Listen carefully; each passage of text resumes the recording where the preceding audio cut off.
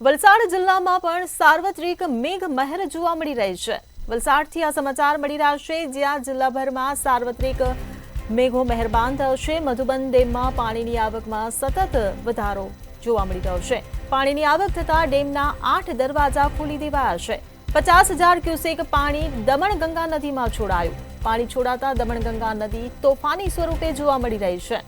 તો TV screen પર આપ દ્રશ્યો જોઈ રહ્યા છો। જે પ્રકારે પાણી દમણગંગા નદીમાં છોડવામાં આવ્યું છે, નદીએ પણ જાણે રૌદ્ર સ્વરૂપ ધારણ કર્યું હોય તે પ્રકારના દ્રશ્યો સામે આવ્યા છે। હજુ પણ જિલ્લામાં ભારે વરસાદની આગાહી કરવામાં આવી છે। તો વલસાડ જિલ્લામાં સાર્વત્રિક મેઘો મહેરબાન થયો છે। મધુબન ડેમમાં પાણીની આવકમાં સતત વધારો થતો જોવા મળી રહ્યો છે। પાણીની આવક થતા ડેમના 8 દરવાજા ખોલી કાઢવામાં આવ્યા છે। તો નદી કિનારાના ગામોને પણ સાવચેત કરવામાં આવ્યા છે।